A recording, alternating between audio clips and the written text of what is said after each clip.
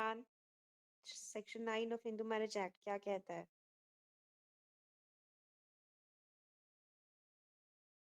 अमरेंद्र, अब आ रही है क्या मेरी? हेलो, यस मैम, आ रही है मैम। मेरी आवाज आ रही है मैम। आ रही है ना? हाँ मैम। अच्छा, चलिए निधि आप बताइए, what is section 9 of Hindu marriage ma'am, act?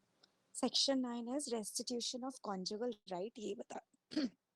ये बताता है कि जो भी either parties to the marriage होते हैं, हस्बैंड या वाइफ, वो बिना किसी रीजनेबल एक्सक्यूज के एक दूसरे की सोसाइटी से खुद को अगर विदड्रॉ कर लेते हैं, तो जो भी aggrieved party to the marriage होते हैं वो एक एप्लीकेशन लगाते हैं रेस्टिट्यूशन ऑफ कॉन्जुगल राइट्स के रिगार्डिंग डिस्ट्रिक्ट कोर्ट में मैम। और इसका अच्छा, what explanation. Yes ma'am. And what are the three cases जो मैंने आपको बताए थे उस दिन? हाँ मैम, पहला बताई थी आप टी सरिता वर्सेस वेंकट सुभैया का केस, जिसमें बताई थी आपकी ये सेक्शन 9 को unconstitutional Andhra Pradesh high court ने हेल्ड किया था। फिर सेकंड बताए थे वो हरविंदर कौर वर्सेस हरविंदर कौर, जिसमें दिल्ली हाई कोर्ट ने फिर इसको वैलिड यानी कॉन्स्टिट्यूशनल हेल्ड किया था। और थर्ड था सरोज रानी वर्सेस सुदर्शन कुमार, इसमें भी इसको कॉन्स्टिट्यूशनली वैलिड बताया गया था। और इसमें इन वो राइट टू कंसोर्टियम का मतलब बताया गया था कि कैसे incidents of marriage as a institution को प्रिजर्व करने की। तो इसीलिए इसमें भी किया गया कि ये कॉन्स्टिट्यूशनल है।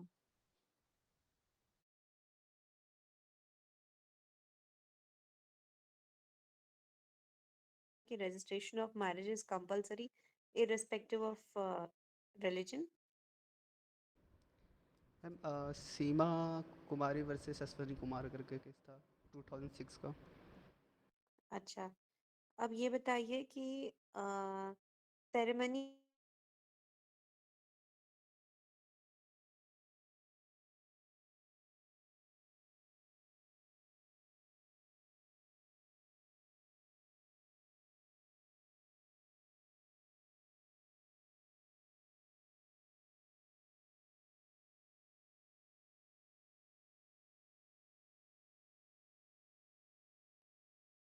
बताएं। आप छोड़ दीजिए शिवम और निधि। शिवम और निधि के अलावा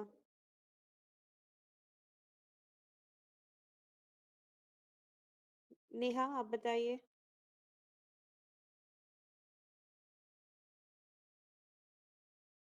कोई और बताए? राहुल, हिंदू का डेफिनेशन बताइए।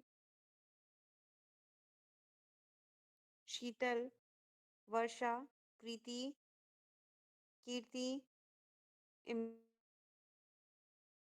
Good evening ma'am. मैम इस पे कहा जाता है कि who is a Hindu, Hindu कौन होता है मैम, कैसे एप्लीकेबल होगा। जैसे कि मैम अगर बोथ कहला रहे हैं और उनके बच्चे भी लेजिटिमेट हो या नहीं लेजिटिमेट कह रहा है, अगर उनमें से एक भी पेरेंट्स हिंदूज है और उनके कोई भी चाइल्ड है और उसके ब्लड वो भी, और मैं हिंदू बाई रिलीजन फिर कैसे कहा जाएगा मैम, जैसे ओरिजिनल हिंदूज हो, जैसे जैन बुद्धिस्ट सिख, और कन्वर्ट भी करेगा रिकन्वर्ट भी करेगा तो मैम उस पर भी हिंदू कहलाया जाएगा मैम। जैसे इसको कहा जाएगा मैम फॉर्म डेवलपमेंट एक विसरिया लिंगिया ब्राह्मण प्रार्थना आर्य समाज। और मैम अदर कहा जाता है हु इज नॉट हिंदू तो मुस्लिम Jewish Parsi Christian ma'am.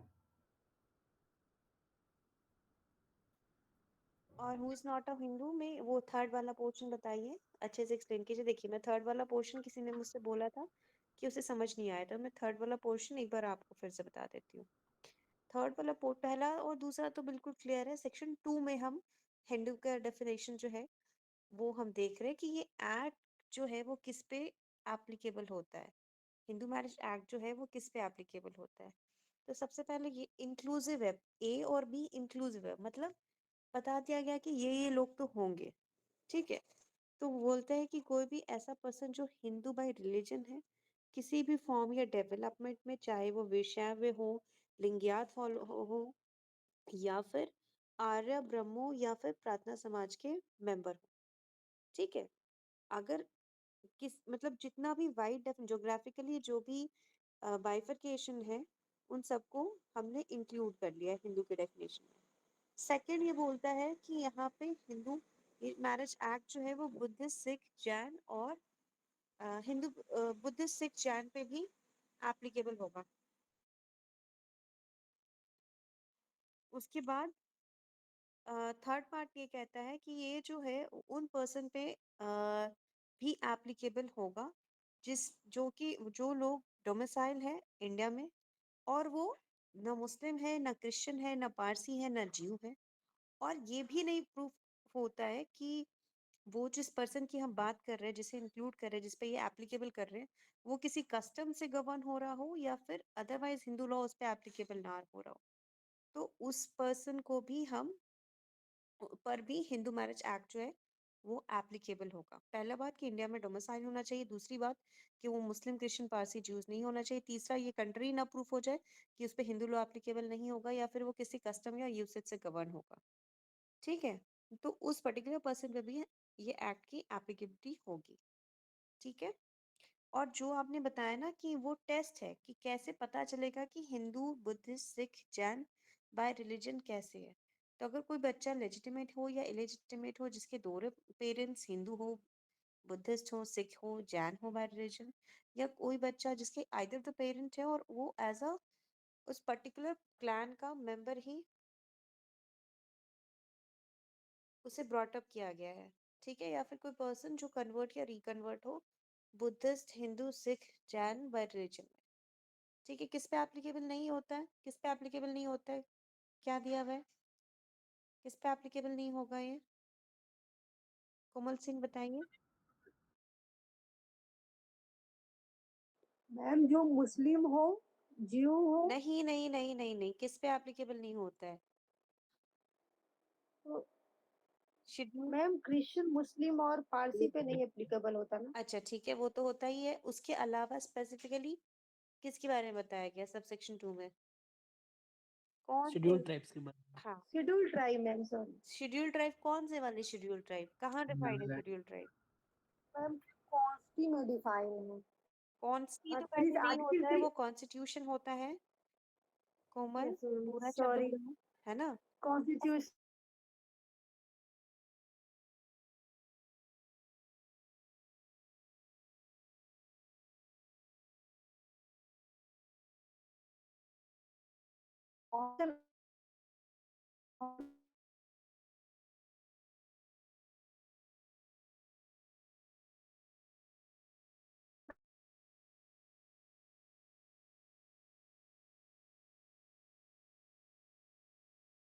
Article 366। Clause 25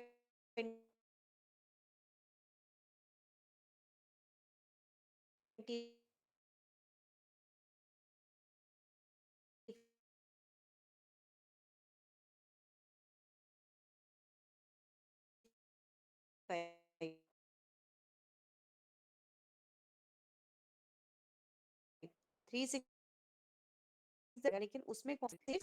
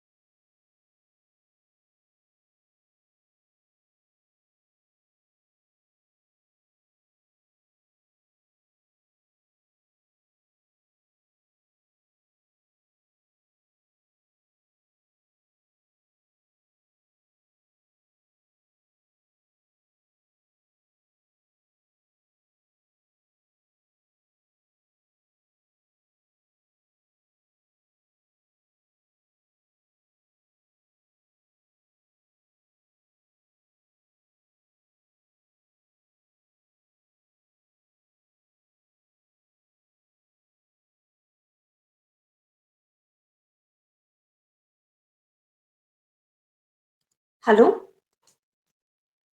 yes ma'am. ठीक है, तो जुडिशियल सेपरेशन की रिलीफ भी जो है वो स्पाउस को मिलती है in under Hindu marriage act. ठीक है,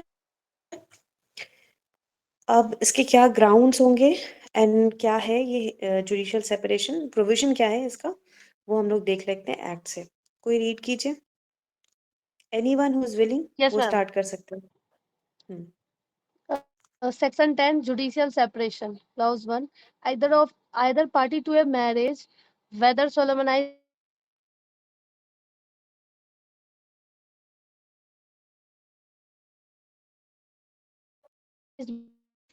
या तो हस्बैंड या wife to the spouse, be it the husband और दी वाइफ। ठीक है, शादी एक्ट आने के पहले हुई हो या बाद हुई हो, दोनों कंडीशन में ये रिलीफ, ये रेमेडी अवेलेबल है पार्टीज के पास। आगे बढ़िए। whether solemnized before or after the commencement of this act may present a petition praying for a separation grounds, any of the grounds specified in subsection 1 of section 13, and in the case of a wife, also on any grounds specified in subsection 2 thereof, as grounds on which a petition for divorce might have been presented. ठीक है, तो divorce के लिए जो petition ground लगा के petition present की जाती, उसी ग्राउंड पे 13 क्लॉज 1 में दोनों पार्टीज और 13 क्लॉज 2 में सिर्फ वाइफ के लिए अवेलेबल है ग्राउंड्स। तो उस पे कोई भी पार्टी पिटिशन लगा सकती है कोर्ट में कि हमें एक डिग्री पास कर दी जाए जुडिशियल सेपरेशन की। ठीक है, सबसे क्या ग्राउंड्स है वो अभी हम देखेंगे। ठीक है, जब तक आगे पढ़िए, सबसेक्शन 2 पढ़िए। Where a decree for judicial separation has been passed, मतलब अब it डिग्री, shall आप एक मिनट, आपने एप्लीकेशन पिटीशन लगाई कोर्ट में, कोर्ट ने सारे फैक्ट्स को देखा, उन्हें लगा कि जेन्युइन ग्राउंड है जिसमें कि पार्टी जो है वो साथ नहीं रह पाएगी, तो उन्होंने डिग्री पास कर दी जुडिशियल सेपरेशन की। अब जुडिशियल सेपरेशन की डिग्री अगर पास हो जाएगी तो उसका इफेक्ट क्या होगा, तो इफेक्ट की बात सबसेक्शन 2 करता है। इफेक्ट क्या है बताइए। it shall no longer be underline क्या obligatory. लिखा हुआ है वर्ड, इट्स नॉट मे, शैल। मे और शैल में क्या डिफरेंस है लॉ में, में डिस्क्रिशन है, शैल में मैंडेटरी प्रोविजन है, ऑब्लिगेशन है, ऑब्लिगेटरी है ये। ठीक है, तो वर्ड जो यूज हुई है जुडिशियल सेपरेशन की डिग्री पास हो जाने के बाद क्या हो जाता है, शैल, मैंडेटरी।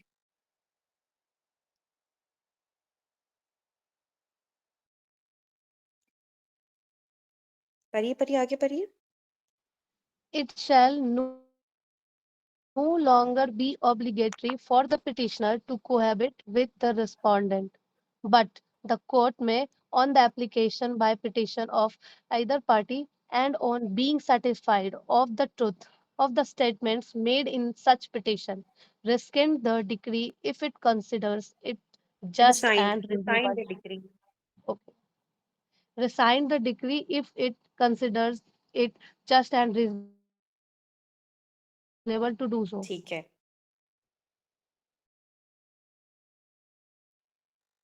कोई आईपीसी है किसी के पास, सेक्शन 376 बी पढ़िए। यहाँ पे क्या बोलता है आपका जुडिशियल सेपरेशन का क्लॉज जो है वो क्या बोलता है, सेकंड क्लॉज क्या बोल रहा है कि जहाँ पे डिग्री पास हो गई है जुडिशियल सेपरेशन की, अब ऑब्लिगेशन नहीं रहेगा, अब आरसीआर की भी पिटिशन डाल नहीं सकता है और आरसीआर के जरिए वो अपनी वाइफ को या अपने हस्बैंड को बुला नहीं सकती है, क्योंकि पार्टी के ऊपर कोई ऑब्लिगेशन नहीं रहेगी कि वो कोहबिट करें। ठीक है, जो भी रिस्पोंडेंट होंगे, मतलब जो भी अदर पार्टी होगी उसके साथ कोहैबिट करने की उनके पास कोई ऑब्लिगेशन नहीं होगी। और कोर्ट को अगर आप कोई पिटीशन लगाता है, दोनों में से कोई भी पार्टी कोई एप्लीकेशन लगाता है, तो कोर्ट चाहे, कोर्ट के ऊपर ये डिस्क्रिशन है, अगर कोर्ट को लगता है कि हाँ जो भी वो पिटीशन में बोल रहा है वो चीजें सच है, अब डिग्री, क्योंकि अब वो दोनों साथ में रहने लगे, मान लो ऐसा कंडीशन हुआ कि वो साथ में रहने लगे, कोहैबिटेशन हो गया है, या फिर जो भी जिसकी वजह से भी गुस्सा होके गए थे, अब उसे माफ कर दिया है। तो उस केस में कोर्ट को अगर ये सैटिस्फाई हो जाती है कि हाँ, जो भी वो पिटीशन में लगा रहा है, जो भी पार्टी, वो सही है, तो वो उस डिक्री को रिसाइंड कर सकती है, खारिज कर सकती है, खत्म कर सकती है, अगर उसे लगता है कि हाँ, ये रीज़नेबल है और ये सही है करना। ठीक है? तो क्या है जुडिशियल सेपरेशन में, कोई भी पार्टी एक एप्लीकेशन लगाती है, पिटीशन लगाती है कोर्ट में, ये बोलते हुए कि जो भी ग्राउंड्स सेक्शन 13 में ग्राउंड्स फॉर डिवोर्स दिए हुए। सेक्शन 13 के सबसेक्शन 1 में जो हस्बैंड एंड वाइफ दोनों को अवेलेबल है, उसमें से किसी ग्राउंड में कोई ग्राउंड बता के, या फिर 13(2) में जो सिर्फ वाइफ के पास है, वाइफ क्या कर सकती है, एक जुडिशियल सेपरेशन के लिए पिटीशन डाल सकती है। कोर्ट को अगर लगेगा कि हाँ, सच में नहीं रह सकती है, तो कोर्ट पिटीशन पे डिग्री पास कर देगी। अब जैसे ही डिग्री पास करेगी, तो उसका इफ़ेक्ट क्या होगा कि अब ऑब्लिगेशन नहीं रहेगा, शैल वर्ड यूज़ किया गया है। पर जो पिटिशनर होंगे, जो भी अग्रीव पर्सन होंगे, उन पे कोई ऑब्लिगेशन नहीं रहेगा कि वो कोहैबिट करें अपने अदर स्पाउस के साथ। लेकिन अब ये तो हो गया इसका इफ़ेक्ट, उसका दूसरा ये है कि अब ख़त्म कैसे होगा? तो ख़त्म करने के लिए क्या है कि कोर्ट जो है, अगर कोर्ट के पास कोई एप्लीकेशन देती है कोई भी पार्टी और ये कहती है कि जो हमारे बीच में जो भी था, अब हम लोग ठीक से रह रहे हैं, या फिर कोई भी जो जिस ग्राउंड की वजह से छूट गए थे, अब उसको वो ग्राउंड अब नहीं रहा, सीज़ कर गया है। तो कोर्ट्स अपने आप को सैटिस्फाई करेगी कि जो भी बात वो बोल रहा है कि हाँ, सच है, और कोर्ट की डिस्क्रिशन होगी कि उसे मानते हुए, सच मानते हुए अ, एक जस्ट डिसीजन लेते हुए, रीज़नेबल डिसीजन लेते हुए रिज़ाइन कर सकती है उस डिग्री को, ठीक है? अब यहाँ पे जो सब क्लॉज़ 2 है ना, अब इसका इफ़ेक्ट आपको आईपीसी में मिलेगा, ठीक है? 376 376 बी आईपीसी का, कोई पढ़िए? हाँ, इमरान, आप पढ़ने वाले हैं? सर 376 ए या B B, ma'am? Ma'am ma'am अच्छा, पढ़ूँ मैम? पढ़िए। And sexual intercourse by husband upon his wife during separation.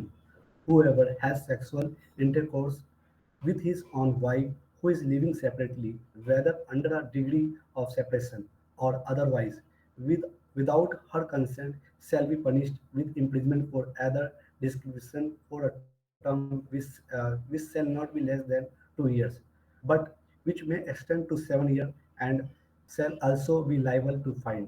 ठीक है, तो इसका इफ़ेक्ट क्या होगा? इसका इफ़ेक्ट 376 बी में दिया हुआ है कि अगर कोहैबिट करता है अपनी वाइफ़ के साथ हस्बैंड फ़ोर्सफुली बिना उसके कंसेंट के, जो कि सेपरेटली रह रही है, अगर डिग्री ऑफ सेपरेशन में रह रही है अदरवाइज़ भी, तो उसे 2 साल से 2 साल मिनिमम और 7 साल तक की सज़ा हो सकती है प्लस फाइन। ठीक है? तो जब भी आप लोग आरसीआर सॉरी जुडिशियल सेपरेशन लिखेंगे, तो you can also mention this particular section, ठीक है? क्योंकि ये भी एक तरीके से इसके इफ़ेक्ट के बारे में बता रहा है। क्योंकि शैल वहाँ वर्ड है, तो इसका ये आप लिख सकते हैं।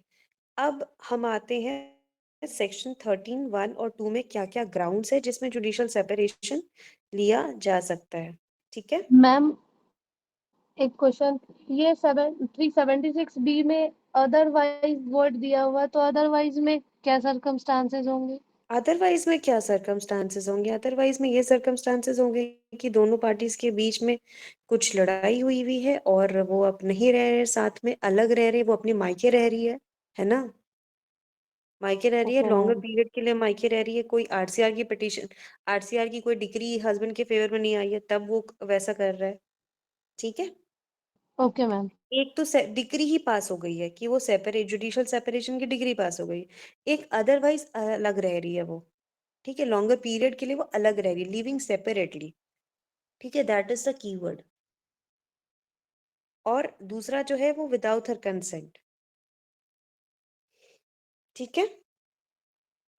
Yes ma'am. ठीक है।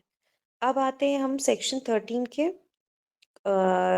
जो पॉइंट्स है उस पे। सेक्शन 13 कौन पढ़ेगा? सेक्शन 13 सबसेक्शन 1 निधि पढ़िए, अमरीश आप पढ़िए।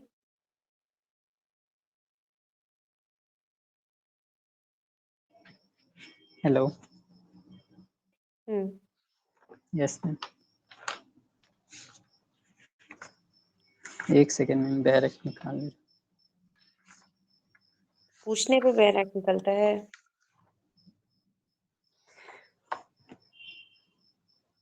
Section 13. Section 13 subsection 1 states any marriage solemnized, whether before or after the commencement of this act, may, on a petition presented by either the husband or the wife, be dissolved by a decree of divorce on the ground that the other party has, after the solemnization of marriage, had voluntary sexual intercourse with any person other than his or her spouse, or has, after the solemnization of marriage, treated the petitioner with cruelty, or ठीक है, has एक minute. तो पहला ground क्या हो गया? Adultery का ground. अगर एडल्ट्री की है आइदर ऑफ द स्पाउस ने, चाहे वो सिंगल इंस्टेंस ऑफ एडल्ट्री क्यों ना हो, वो it can be a ground for divorce and also for ground for judicial separation. Second is cruelty. पढ़िए। yes. Third है has deserted the petitioner for a continuous period of not less than 2 years immediately preceding the presentation of the petition, or has ceased to be a Hindu by conversion to another religion, or has been incurably of unsound mind, or has been suffering continuously or intermittently for mental disorder of such a kind and to such an extent that the petitioner cannot reasonably be expected to live with the respondent. ठीक है, तो cruelty जो है, अगर cruelty किया है दूसरे spouse के साथ, तो भी वो जुडिशियल सेपरेशन और इसका ग्राउंड बन सकता है डिवोर्स का। अब क्रुएलिटी जो शब्द है वो कैसी क्रुएलिटी हो सकती है? वो मेंटल क्रुएलिटी भी होगी और वो वाइड टर्म है, मतलब उसमें दोनों तरह के क्रुएलिटी को ले लिया गया है। फिजिकल अब्यूज, मारपीट, उसे भी लिया गया है। क्रुएलिटी, तानाकशी, अगर ताना-वाना देता है तो उसे भी इंक्लूड किया गया है। और क्रुएलिटी जो शब्द है वो सबसे पहले रसल वर्सेस रसल एक केस था, उसमें ये डिफाइन किया गया था। ठीक है? मतलब बताया गया था कि क्या-क्या हो सकता है क्रुएलिटी।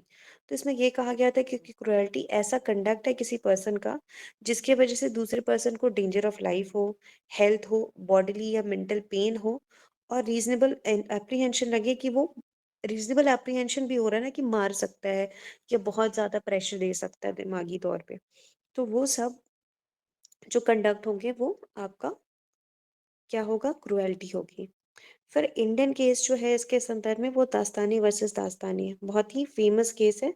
रसल वर्सेस रसल में पहली बार क्रुएलिटी को डिफाइन किया गया था। It is an English case. India में सुप्रीम कोर्ट ने दास्तानी वर्सेस दास्तानी में भी ऑलमोस्ट सिमिलर डेफिनेशन दिया गया था। जिसमें ये कहा गया था कि क्रुएल्टी एक ऐसा कंडक्ट है किसी पर्सन का जहाँ पे रीज़नेबल एप्रीहेंशन हो। रीज़नेबल एक तो कंडक्ट कर देना, मारना, पीटना, ताना देना, या दूसरा एप्रीहेंशन हो कि वो अगर वो दूसरे उस पर्सन के साथ रहेगा लॉन्गर टाइम के लिए, तो उसके लिए इंजूरियस हो सकता है या हार्मफुल हो सकता है। और cruelty includes both mental cruelty as well as आपका फिज़िकल क्रुएल्टी। ठीक है?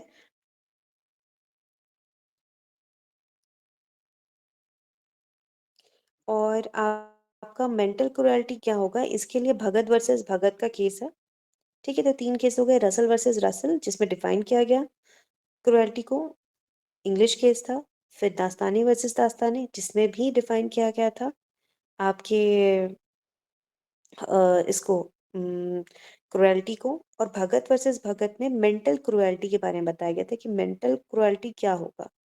तो इसमें मेंटल क्रुएल्टी को डिफाइन किया गया था कि अगर एक पार्टी दूसरे पार्टी को किसी तरीके की मेंटल पेन या सफरिंग देती है और दूसरे स्पाउस के साथ रहना ही, एक छत के नीचे रहना बिल्कुल मुश्किल हो जाए, तो वो भी क्रुएल्टी होगा। ठीक है? जैसे कि अगर उसका कैरेक्टर असैसिनेशन करते रहता है बार-बार, तो दैट आल्सो अमाउंट्स टू मार-पीट नहीं रहा लेकिन वो दिन-रात उसे कैरेक्टर असैसिनेशन करता है। तो वो भी एक तरीके का आपका क्या बोलते हैं क्रुएल्टी है। जैसे एक केस था जिसमें एक हस्बैंड जो था वो अपनी वाइफ को, एक घर में ही रहते थे, और उसने क्या किया था कि उसे बहुत ज़्यादा वो दिन रात उसे ताना देता था, दिन रात उसकी कैरेक्टर असैसिनेशन करता था। वो अपने भाई से उसको लगता था कि उसके भाई के साथ उसका अफेयर है, तो वैसे करके अपनी वाइफ को हमेशा ही कैरेक्टर असैसिनेशन करता रहता था। तो कोर्ट ने उस केस में क्रुएल्टी के ग्राउंड पे वाइफ को डिवोर्स दे दिया था। ठीक है? फिर अगर दहेज की माँग की जाए, तो वो भी एक तरीके की क्रुएल्टी है। शोभा रानी का केस था, शोभा रानी वर्सेस मधुकर रेड्डी, जिसमें ये कहा गया था कि जो डिमांड फॉर डॉरी है, that also amounts to cruelty. ठीक है?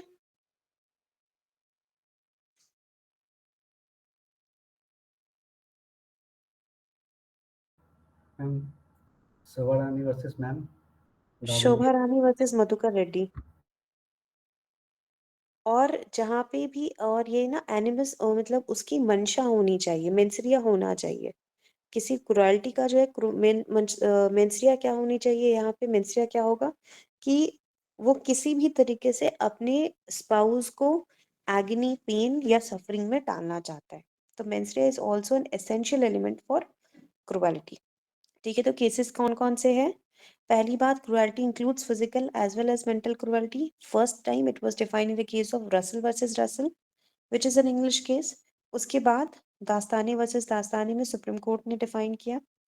शोभा रेड्डी वर्सेस मधुकर रेड्डी में ये कहा गया कि अगर दहेज की मांग की जाती है तो वो भी एक तरीके की क्रुएल्टी है। ठीक है। मेंटल क्रुएल्टी को भगत वर्सेस भगत में डिफाइन किया गया था कि अपने स्पाउस को मेंटल पेन और सफरिंग देना, और इस तरीके की मेंटल पेन और सफरिंग हो, जैसे थोड़ी बहुत तो नोक-झोंक अलग बात है, लेकिन इस लेवल का होना चाहिए कि जहाँ पे उसके साथ उस व्यक्ति के साथ रहना ही नामुमकिन हो जाए। ठीक है। और क्रुएल्टी के लिए एसेंशियल एलिमेंट क्या है? मेंसरिया। मेंसरिया होगी तभी रिलीफ मिलेगा। ठीक है।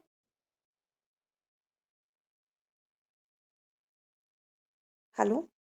तो पहला ग्राउंड क्या हो गया डिवोर्स का? Adultery. A single act of adultery can also amount to a ground for divorce और judicial separation. Second is cruelty. Cruelty is a very wide term जिसमें हमने अलग अलग केसेस में देखा। Third is desertion. डेजर्शन मतलब छोड़ देना, लेकिन डेजर्शन कितने पीरियड के लिए होना चाहिए?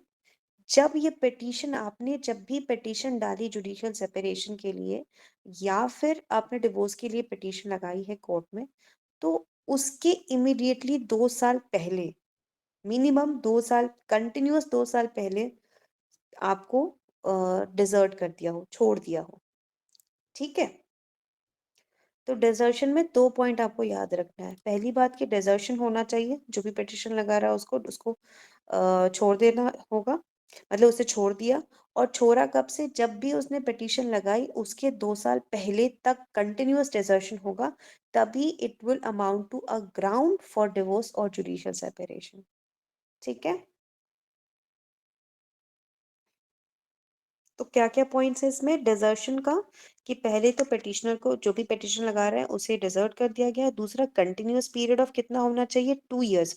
2 इयर्स कब से काउंट करेंगे? तो जब ये पिटिशन लगाई उसके प्रेजेंटेशन से 2 साल पहले तक। ठीक है। तो डिजर्शन का मतलब क्या हो गया? एक तरीके से विड्रॉल कर देना उसको, उसके मैरिटल ऑब्लिगेशन से। ठीक है। मतलब अब हस्बैंड क्या है कि अ, काम करने के लिए गया विदेश, वहां से 2 साल हो गए, 3 साल गुजर गए, वो आ ही नहीं रहा है वापस। ठीक है। तो अपने उसकी जो भी मैट्रिमोनियल ऑब्लिगेशंस है उससे अगर उसने विड्रॉ कर लिया है खुद को, तो that also amounts to desertion. ठीक है। इंटेंशन इसमें भी बहुत इंपॉर्टेंट है कि डिजर्शन करने का उसके पास इंटेंशन होने चाहिए, सेपरेशन होना चाहिए दोनों पार्टी के बीच में।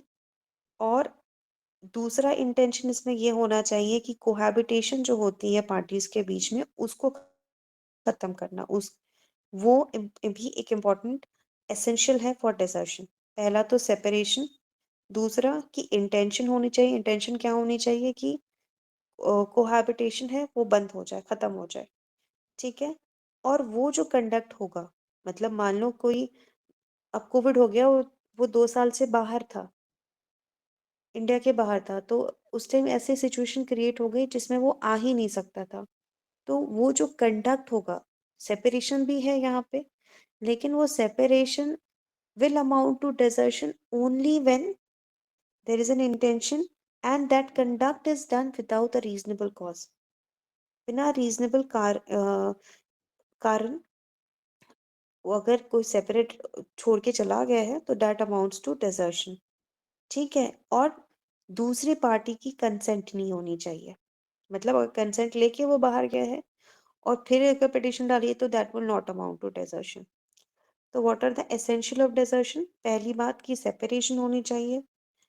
दूसरी बात इंटेंशन क्या होनी चाहिए कि कोहैबिटेशन को खत्म करना है। तीसरी बात कि वो कंडक्ट जो है बिना किसी रीजनेबल कॉज के की गई हो। और चौथा कि बिना अदर पार्टी के कंसेंट के सेपरेशन हुई हो। और सेपरेशन कितने लॉन्ग टाइम के लिए होना चाहिए? 2 years। 2 years कब से काउंट करेंगे? जब से पिटीशन लगाई है, जब से ये पिटीशन लगाई है, चाहे वो जुडिशियल सेपरेशन की लगाई हो या फिर डिवोर्स की लगाई हो। ठीक है,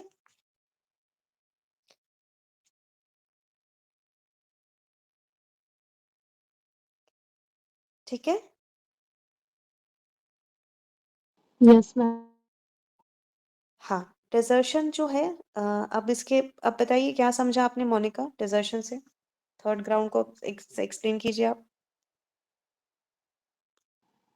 मैम या डेजर्शन से मतलब हुआ कि सेपरेशन, और मतलब कंटिन्यूस टू कंटिन्यूस पीरियड के लिए होगा 2 years के लिए, यानी कि कितने? जब हम प्रेजेंटेशन कर रहे हैं एप्लीकेशन की, पिटीशन डाल रहे हैं कि हमें सेपरेट होना है, उससे पहले प्रीसीडिंग ईयर के लिए, यानी कि हम 2 साल से बिल्कुल कंटिन्यूस पीरियड, ब्रेक नहीं होना चाहिए उस पीरियड में।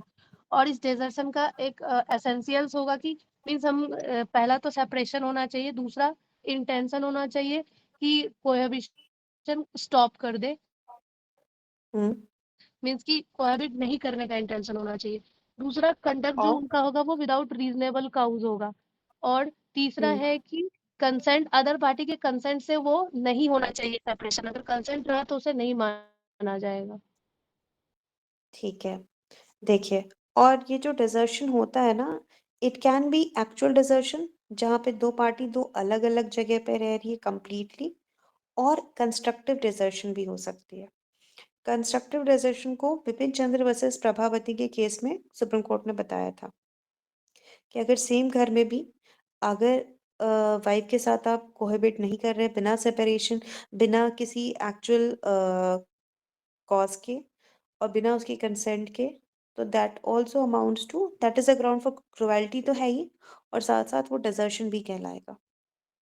ठीक है, तो कंस्ट्रक्टिव डिजर्शन मतलब कि एक्चुअली में वो अलग नहीं दिख रहे, बट दे आर, बिकॉज एक cohabitation is an incident of marriage.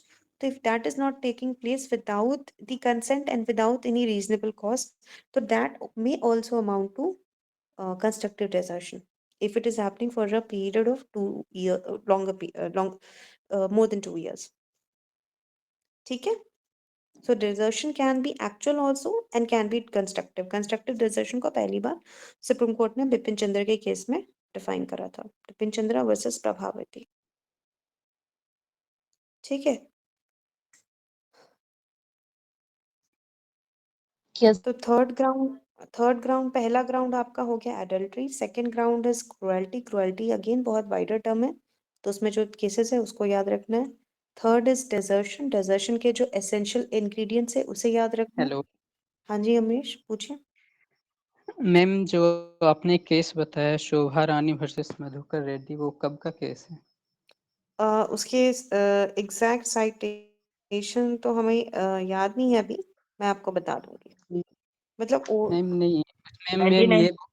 ये बोलना है मैम, इसमें आपने बताया कि उसमें मेंस रिया जो है क्रुएल्टी के लिए एसेंशियल एलिमेंट नहीं है, नहीं ऐसा नहीं, बोला? शोभा रेड्डी वर्सेस मधुकर रेड्डी में ये कहा गया है कि अगर दहेज की मांग करते हैं तो that constitute cruelty.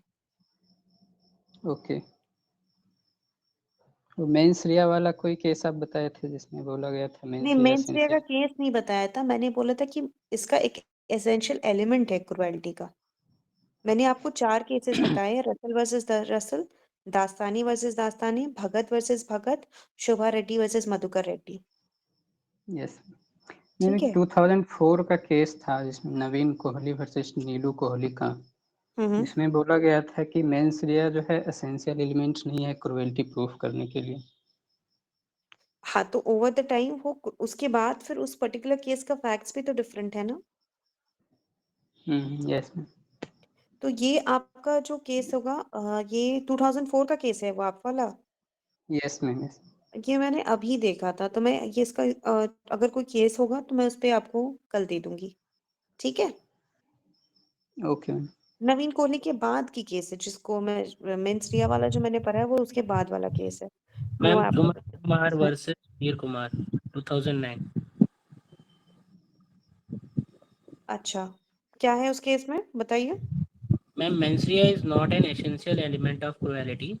Relief cannot be denied on the ground that there was no intention to cause cruelty. Okay, basically ये दिया था, हाँ ये 2009 का केस है। ठीक है। मैम बैरक बैरक में भी केस दिया हुआ है नीलू कोहली वर्सेस नवीन कोहली का।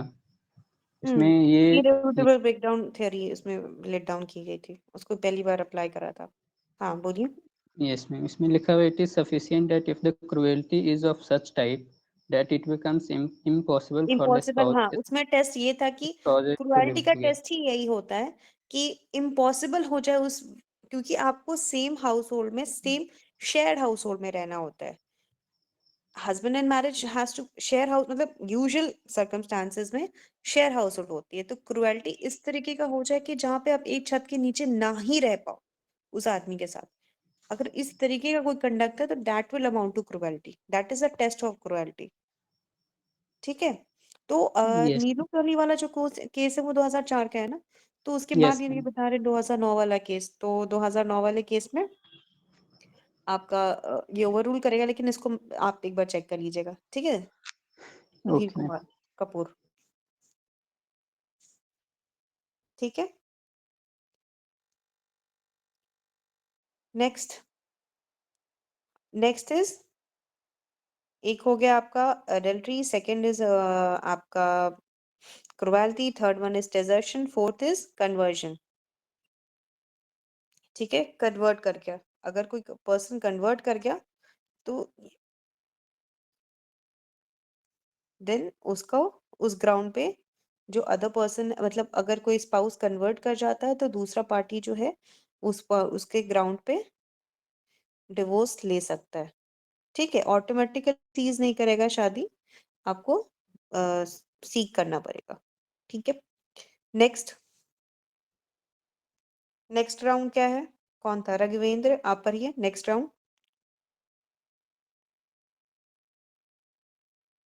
मैम एक्चुअली मेरे पास मैम है नहीं मैम बैरेट, मैं तो अपनी से बता रहा था। अच्छा ठीक है, किसी के पास, जिसके पास ये बैरक्ट है आप पढ़िए, कोई भी हो। यस मैम, एक्सप्लेनेशन पढ़ना है। एक्सप्लेनेशन था, क्या पढ़ना था हमें, अभी हमने ग्राउंड मत कहाँ देखा, थर्ड वाला ग्राउंड पढ़िए, मेंटल वाला।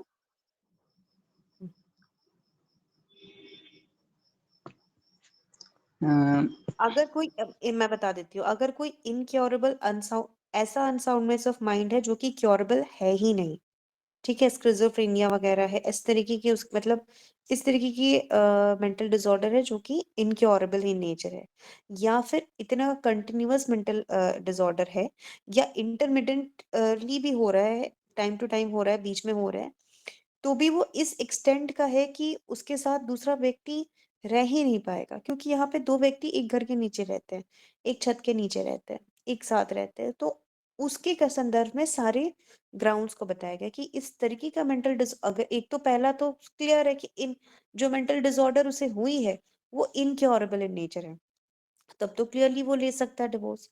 लेकिन मान लीजिए वो कंटिन्यूअस नेचर का है, या फिर बीच बीच में आता है, कभी कभी आता है, कभी कभी चला जाता है, लेकिन वो उस लेवल का है कि उसके साथ जीवन ही नहीं जिया जा सकता है, तो that will also amount to, that can also be a ground for divorce as well as judicial separation। अब उसमें ये मेंटल डिसऑर्डर जो ये कही गई है, अब ये भी बहुत वाइड है, इसका एक्सप्लेनेशन में से बता दिया गया है कि क्या होगा mental disorder and psychopathic disorder. ठीक है, तो उसकी डेफिनेशन दी गई है। बताइए, रीड कीजिए। Mental disorder means The expression mental disorder means mental illness arrested or incomplete development of mind, psychopathic disorder, or any other disorder or disability of mind, and includes schizophrenia. Sorry. The expression psychopathic disorder means a persistent disorder or disability of mind, whether or not including subnormality of intelligence, which results in abnormally aggressive or seriously irresponsible conduct on the part of the other party, and whether or not it requires or is susceptible to medical treatment. ठीक है, तो इसमें बस self explanatory है। Medical disorder का मतलब क्या हो गया? कोई भी मेंटल इलनेस या जिसमें इनकम्प्लीट डेवलपमेंट ऑफ माइंड हुआ है। साइकोपैथिक डिसऑर्डर होता है, स्किज़ोफ्रेनिया इसमें इंक्लूड करेगा। अंडरलाइन कीजिए स्किज़ोफ्रेनिया।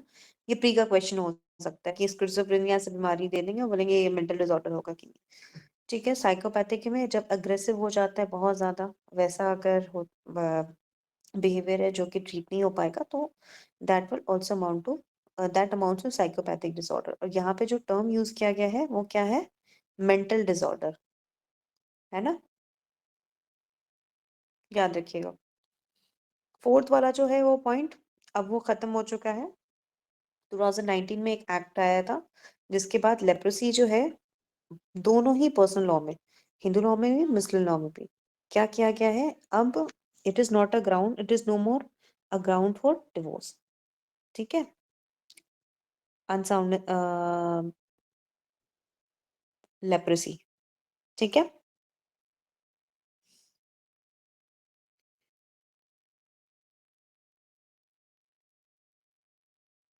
हेलो। हम्म, अब नेक्स्ट होगा, नेक्स्ट क्या है? वायरुलेंट वेनेरियल डिजीज अगर किसी को हो जाता है, वेनेरियल डिजीज अगर है और वो इस फॉर्म में है कि वो कम्युनिकेबल इन नेचर है। ठीक है, वेनेरियल डिजीज है और प्लस वो कम्युनिकेबल इन नेचर है, तो दैट कैन ऑल्सो, क्योंकि a person is risking his or her health or injurious to health और अल्टीमेटली, तो that is also a ground for judicial separation as well as divorce. ठीक है, leprosy याद रखिएगा, ये क्वेश्चन आता है। 2019 का एक एक्ट है जिसके इसे हटा दिया गया है अब पर्सनल लॉ अमेंडमेंट एक्ट करके। ठीक है, नेक्स्ट इज और कम्युनिकेबल फॉर्म में होना चाहिए। कि आपके एग्जाम में प्री में नॉन कम्युनिकेबल फॉर्म करके पूछ लेता है, तो बिल्कुल याद रखिएगा कि कम्युनिकेबल होगा। जब वो ट्रांसमिट कर सकता है दूसरों को तभी वो हानिकारक है ना, तो इसलिए कम्युनिकेबल इज इम्पोर्टेंट। अब क्या है? नेक्स्ट है कि रिनाउंस कर दिया वर्ल्ड को, कोई रिलीजियस ऑर्डर में चला गया जिसमें वो उसने त्याग दिया, दुनिया को ही त्याग दिया उसने। ठीक है, तो वैसे केस में भी आप डिवोर्स सीख कर सकते हैं। अब जब वो सीज ही कर गया, वो आपके मतलब बेसिकली क्या है कि टाइम एंड अगेन ये देख रहे हैं कि वो जो मैरिटल ऑब्लिगेशंस है उससे अगर वो मुक्ति पा रहा है या भाग रहा है या किसी तरीके से नहीं उसे परफॉर्म कर रहा है, तो दैट देन सेपरेशन या डिवोर्स की बात आ रही है। तो बाय रिनाउंसिंग द वर्ल्ड वो एक तरीके से अपने मैरिटल ऑब्लिगेशन से अपने आप को एब्सॉल्व कर रहे हैं, तो देन इस केस में भी आप जुडिशियल सेपरेशन या डिवोर्स ले सकते हैं। नेक्स्ट इज सिविल डेथ की बात की जाती है। Section 108 of Indian evidence act पढ़िए कोई, सेक्शन 108। अच्छा, जुडिशियल सेपरेशन के साथ मैंने कौन सा सेक्शन आईपीसी का बोला था? 376B। ओके, याद रहेगा 376 पे। इंटरव्यू का भी क्वेश्चन हो सकता है ये, तो याद रखिएगा 376 पे। अब 108 कोई पढ़िए इंडियन एविडेंस एक्ट का, जो सिविल डेथ के बारे में बात करता है। उससे मिलता जुलता है, Section इसलिए मैं Yes, वहां पे रेफर कर रही हूँ कि आपको याद हो जाए।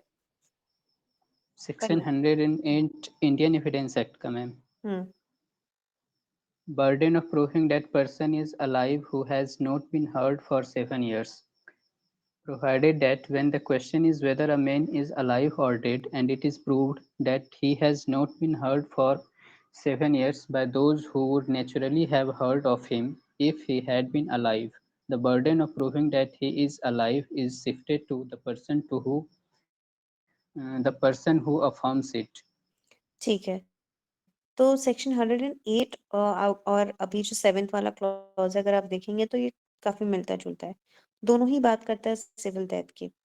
तो अभी जो सेक्शन क्लॉज 7 है वो क्या बात कर रहा है कि अगर किसी पर्सन को 7 साल तक नहीं सुना गया और कि वो जिंदा है कि नहीं है उन लोगों के द्वारा जो कि नेचुरली उसके बारे में सुना होता, मतलब परिवार वाले, दोस्त, अगल बगल, पड़ोसी, रिश्तेदार, जिन्होंने नेचुरली किसी के बारे में सुना होता। अगर कोई जीवित है तो क्या होता है, अरे हाँ वो वहां है, पर भी रहा है तो अच्छा वो वहां है।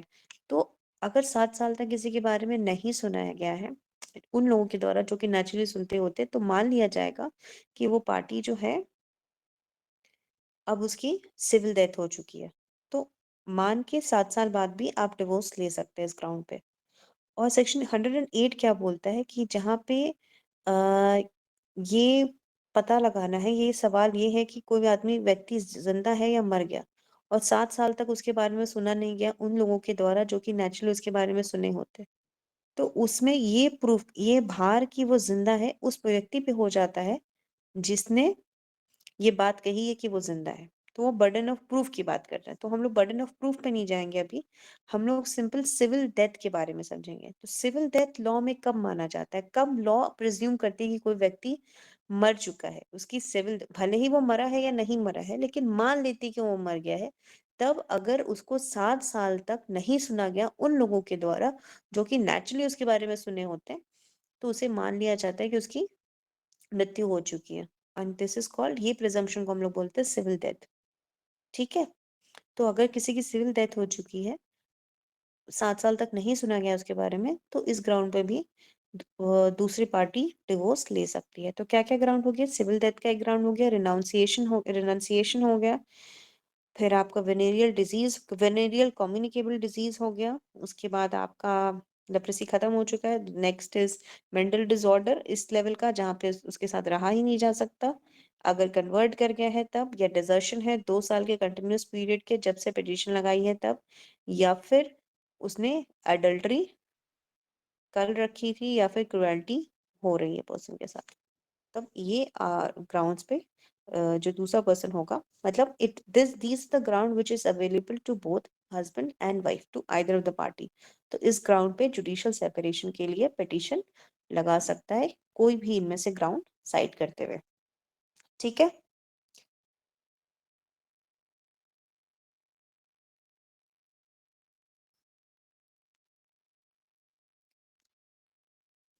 हेलो। मैम। तो 13(1) जो है वो दोनों स्पाउस को मिलता है, और 13 का जो 2 है वो सिर्फ वाइफ के पास होता है। तो वाइफ के पास क्या क्या ग्राउंड है कि अगर इस एक्ट के आने के बाद शादी होती है और हस्बैंड ने पहले से शादी कर रखी हो, एक्ट के आने के पहले उसने शादी कर रखी हो, या फिर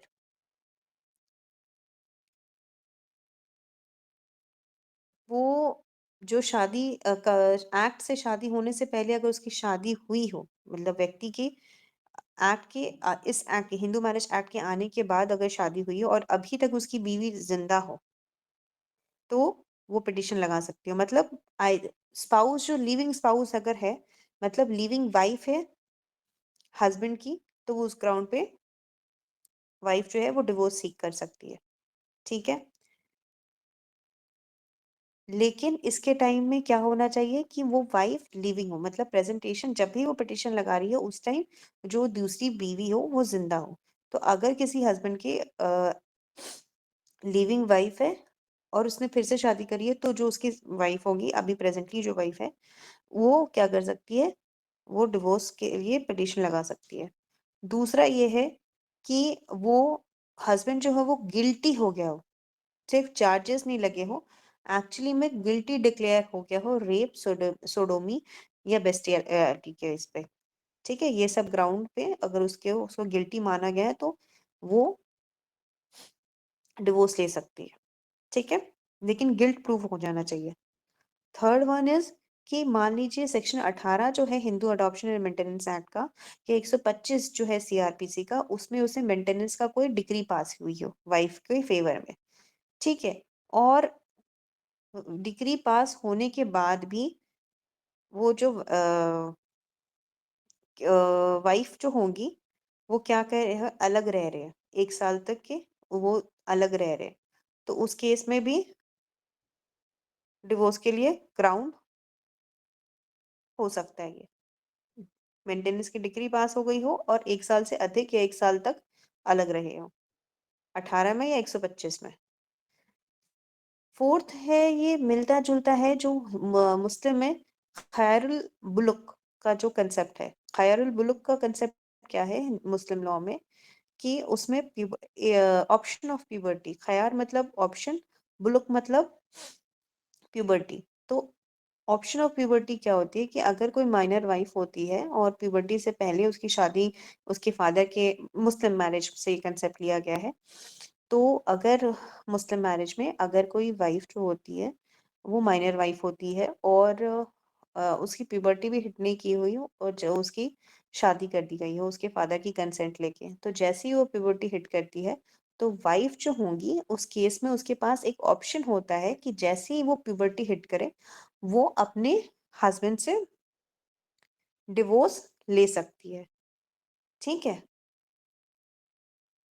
वैसा ही ग्राउंड यहाँ पे भी डाला गया था 13(4) में। इसमें कहता है, देखिए उसमें क्या होता है, खैरुल बुलुक में अगर कंज्यूमेट हो जाती है मैरिज तो then that option is not with the wife, but if Hindu law में इसको और प्रोग्रेसिव बना दिया गया है, irrespective of the fact whether the consummation has taken place or not, ठीक है। शादी हुई और कंज्यूमेशन हुआ है कि नहीं हुआ है उससे फर्क नहीं पड़ता है। अगर 15 साल से पहले किसी महिला की शादी कर दी जाती है तो 18, यहाँ पे क्योंकि एज ऑफ मेजोरिटी 18 साल माना गया है सेक्शन 5 के अकॉर्डिंग, तो 15 यहाँ 18 तक के लिए वहां पे दिया गया है। तो 15 साल से पहले उसकी शादी कर दी गई हो और जैसे ही वो 18 साल की हो उसके पास ये ऑप्शन रहेगा, चाहे कॉन्जुमेशन हुआ हो शादी का या नहीं हुआ हो, कि वो अपनी शादी को क्या कर सकती, इस ग्राउंड में कि उसकी 15 साल से पहले शादी कर ली गई थी, वो इस ग्राउंड पे डिवोर्स ले सकती है।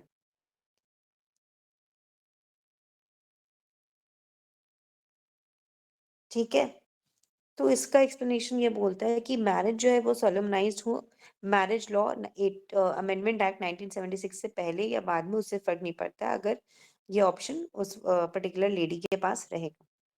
तो 4 ग्राउंड क्या क्या है बताइए, निधि आप बताइए, जो मैम सिर्फ वाइफ के पास है डिवोर्स एंड सेपरेशन का।